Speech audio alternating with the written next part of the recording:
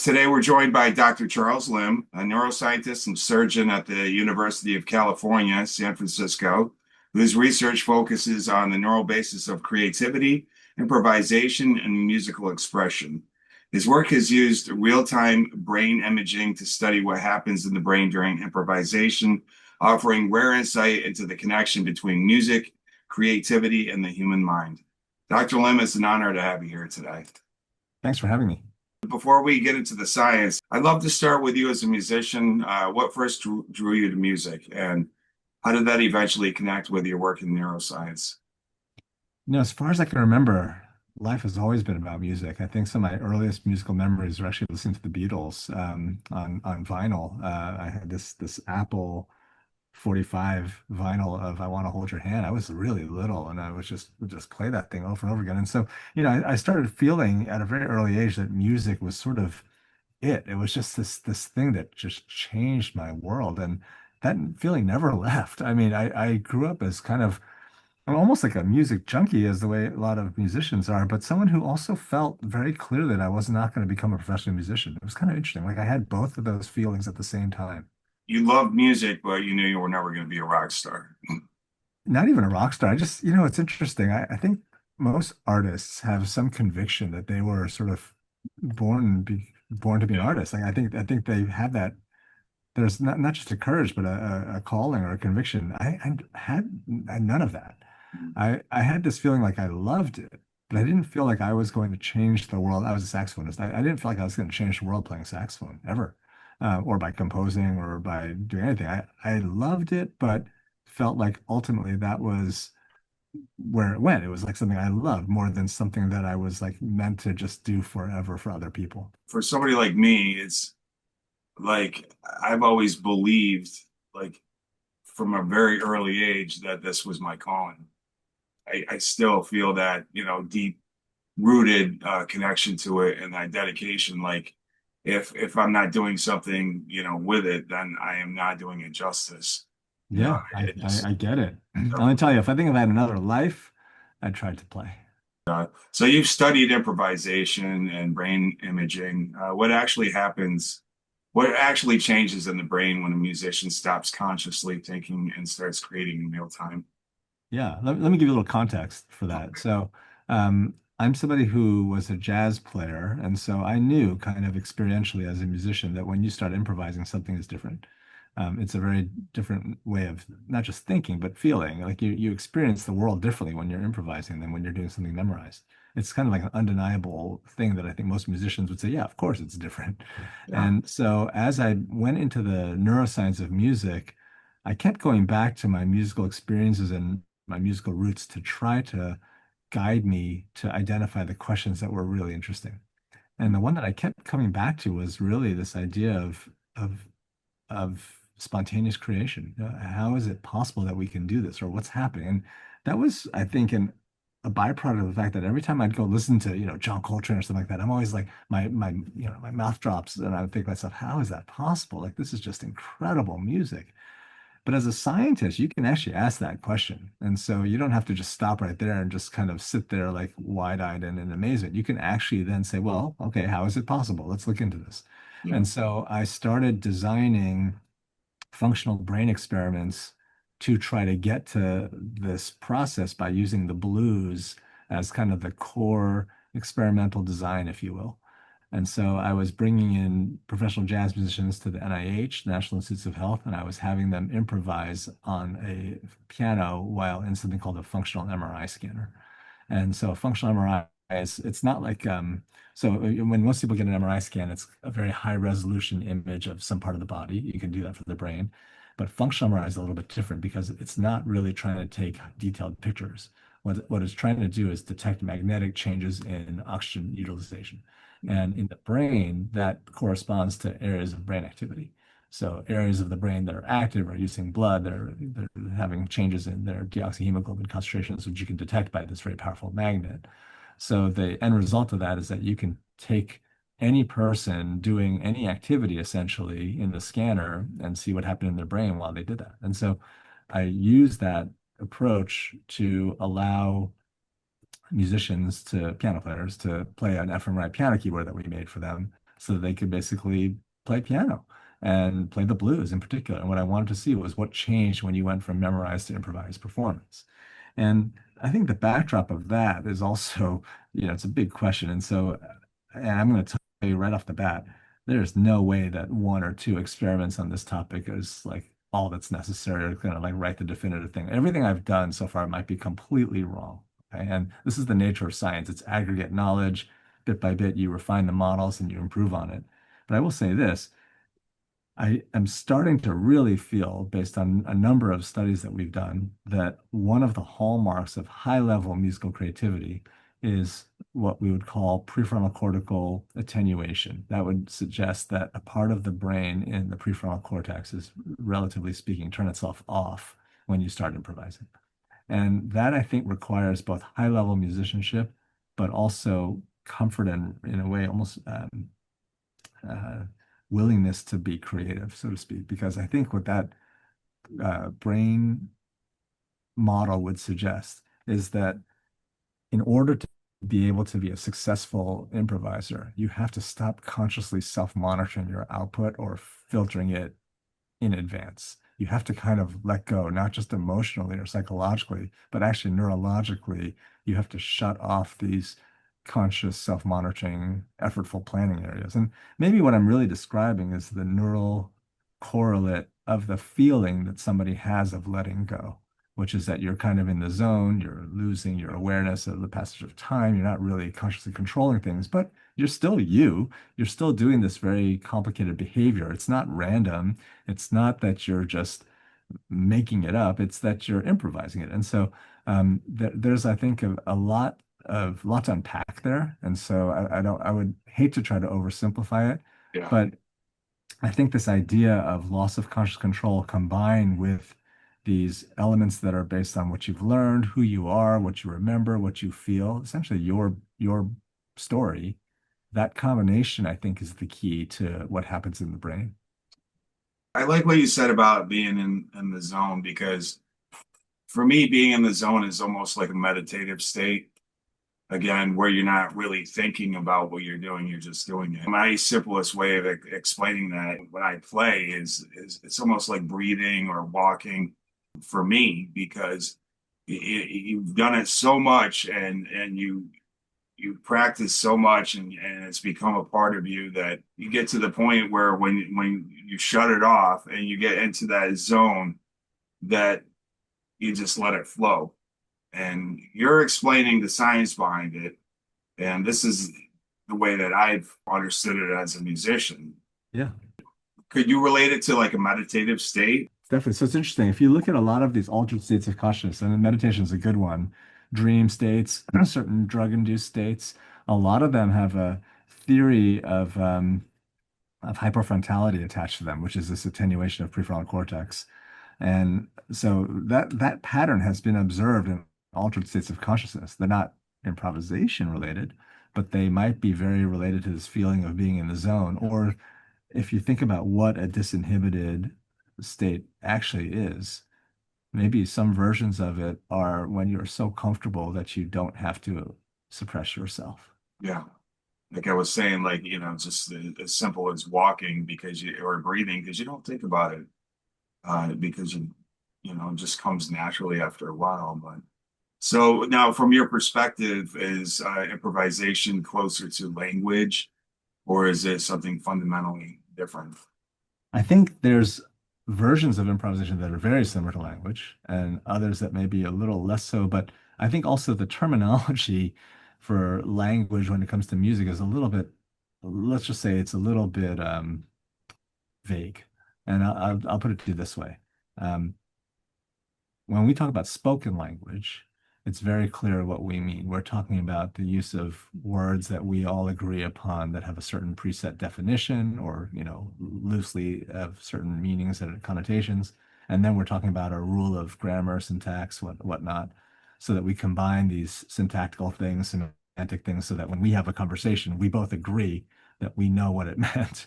And you can prove that there's certain things that are verifiable, right? I can say, hey, let's have a Zoom today at this time. And here we are, right? We're having this Zoom. But there are other things that are a little less verifiable. When you start getting into abstractions and things like that, like, Do you really know that when you hear something that I'm hearing the exact same thing? Like, you probably Right. don't really know that, right? And likewise, when you say a sentence to me, do you really know that I am internalizing exactly what you meant when you said that sentence? Probably not. And this is why there's miscommunications all over the place, whether written or spoken. But so I think there's an imprecision to language that we kind of almost take as a given. And it gets more and more important when you're trying to describe something that's less and less factual or less and less easily verifiable. And these are things where I think abstractions or philosophical things or artistic things, aesthetic things, words don't do a great job of conveying the real feeling of those things. Yeah.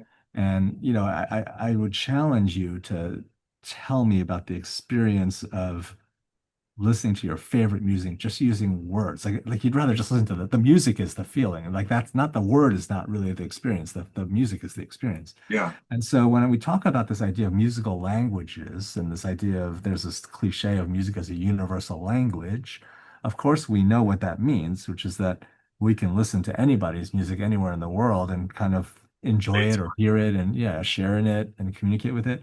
But it's very different than saying that music is a good language because you and I can't have this conversation right now, well, like on piano and violin, like it just won't work, right? Like we will have no real exchange of concrete scientific ideas or even concrete ideas of any kind beyond melody and harmony. I would say that you can express feelings like, certain chords. You can, Yeah. create anxiety, you can create Yeah. sadness, you can, or And and then express maybe that's what music is best at. Maybe it's best at conveying emotion and the feeling of what it is like to feel something than it is at this kind of specific propositional thought. And so, that's why I kind of hesitate to use the idea of musical improvisation as language. Now, that said, you can also have musical conversation, which is very valid, right? And you see this in jazz all the time. We did an experiment of musicians trading fours. And in that experiment, two musicians are playing back and forth. They're clearly having a musical conversation. There's clearly no words involved, but they're clearly using language areas of their brain or what we think of as language areas of the brain to do that. And so I think it's a complicated topic. I will say that I have now started to view this whole thing as auditory communication areas of the brain without really invoking language specifically, as I think language is one very particular specific version of how the brain does this, but it's not the only one. now, do you see creativity as something that can be trained and developed, or something that's accessed and or unlocked? I think it's absolutely something that not can it be trained and developed, has to be trained and developed. So I would say it this way. I think all humans have creativity in them. You see this in infants and toddlers. Like they're creative at a very early age. Now, they might not be creating works of art, but they're certainly generating new ideas, things to them that they've not been taught. They've not been, I don't know if you have children, but if you watch children, like they come up with all sorts of ideas. And you don't know where that is until you realize, oh, this is all creativity. It's childhood creativity. And it's no less profound for the fact that it's a child version. And just because they may be coming up with things that, I always think about this, like we always think about historically how the invention of the wheel was just like this like pivotal moment, right? Like in human history. But I am telling you, there have been children who were not taught about the wheel that discovered that something that is round behaves like a wheel. And so they are having these kinds of eureka, aha moments and revelations that kind of recapitulate human history, but they're no doubt using these creative parts of their brain. And so what I think happens is that in school and in didactic lessons and the way we teach music, we kind of train the creativity out of people. And it's only a small subset of our society that becomes adults that use creativity as the core of what they do. And Yeah. those are really the artists, the musicians, artists, whatnot, who for them, creativity is the lifeblood of it. But in most other fields, yes, there's creative elements of it. But many fields, in a way, that's like a narrow, um, small percentage of what the actual task is. I'll give you an example. So I'm a surgeon, right? And so, yes, surgeons are sometimes creative. We have to sometimes innovate on the spot. You sometimes have to come up with an unusual solution to a situation. But by and large, nobody would describe what I'm pursuing as creative behaviors. Like, like I'm pursuing something that's quite concrete, quite pre-planned, quite practical. And so I think there's a lesson there, which is that creativity exists in everyone. It's just how it's developed. And then if you actually talk to high level musicians, the conversation always comes back to effort and practice. It's so interesting. Like some of the best musicians in the world, you ask them, oh, how did you get to be like this? And they're like, yeah, I practiced my butt off. Like I started playing, 10, 12 hours a day to really get good so that creativity could be um, in a way optimized like that. I wouldn't have like the playing or the performance of the instrument would not be the obstacle. My brain could be the rate limiter and not my fingers.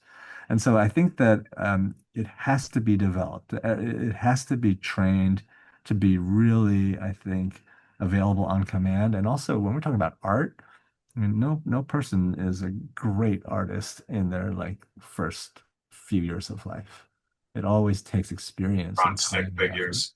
Yeah, yeah, exactly. Yeah, I totally relate to that. That's powerful, man. Now, what's happening in the brain when music gives someone chills or a strong emotional response? Yeah, interesting question. So actually, my colleague in the field, Robert Zatorre and his collaborator Ann Blood, they did a really fascinating study where they had people pre-select music that gave them chills and listen to that while in a scanner. And I believe at the time it was a PET scanner, positron emission tomography scanner. And what they were looking at was how the brain reacted to their own chill music, and they used everybody else's music as their control. So like the chills would only give that specific person that chill. Mhm. And it's usually fairly reproducible, so they would get those chills while they're hearing it.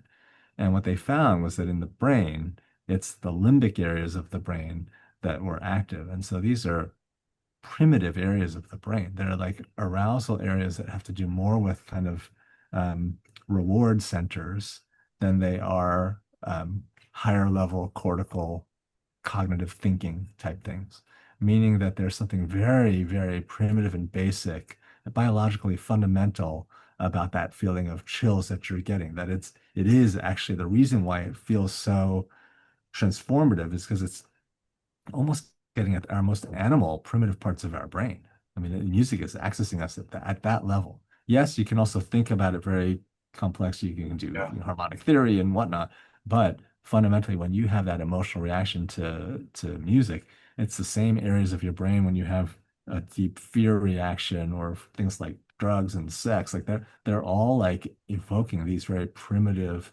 brainstem regions for reward. And that's the brainstem and subcortical regions for reward. And that's what we saw in these studies. Now that reminds me of what you were discussing about the universal language. If it's affecting our most primitive areas of the brain, then that's something that we all, I guess, have in common. So that maybe is why we can all relate to music in general, a certain kind of music. I don't know if I'm on the right track. It sounds I think so. interesting. I think there's certain shared experiences, right? And so, like, I think to me, what I always think and what I always hope is that one of the real values of music in this world is to generate empathy. And the reason why I think it does that is because it makes you feel what somebody else felt. And so I always think about this with sadness. When you're growing up in life and you start experiencing pain or sadness, it's a very lonely feeling. You feel like you're like, wow, this is like like for you, it's this horrible thing until you start listening to the music of the world, the art of the world, and you realize, wow, you know what? Throughout time, people have felt these things and they have put it in their art. And you can listen to something that is so sad, and you realize, wow, that person, they felt exactly what I'm feeling right now. It's the same feeling. It might have been 300 years ago, but I'm feeling what they felt, and it feels similar. And that I think is very empathy generating. It makes you realize like we're not all alone, but also we're very similar. And I'll tell you, in the hospital, this is, I think, something that to me is always it's reassuring, but I also find it kind of profound, which is that you can't tell somebody's race underneath the skin when you're doing surgery on them. Okay? We all look the same underneath the skin. And so anytime I'm operating on somebody's inner ear, for example, I don't know what ethnicity they are based on that. It's a very superficial external thing. It's not at all something that's biologically deeper at that level. And so, when we're training ear surgery, we're not training it on the basis of ethnicity. We're just training on the basis of anatomy, which is true for all humans. So it's I think these are very profound things to contemplate. I have a couple questions myself, actually, that um, interest me because I did speak with Dr. Robert Zator in an interview, and one subject that we got on was the synergy between dopamine and endorphins. Now, he was discussing how when you listen to music, it creates dopamine, and I was thinking myself, I don't know if he studied this or what, but as a musician, when I'm performing, it's to me, it's athletic almost, and you get that feeling of like a runner's high, once you practice to a certain degree. So if I'm performing and also listening to the music, that I'm creating both endorphins and dopamine at the same time. Has Mhm. has there been any studies on that you're aware of?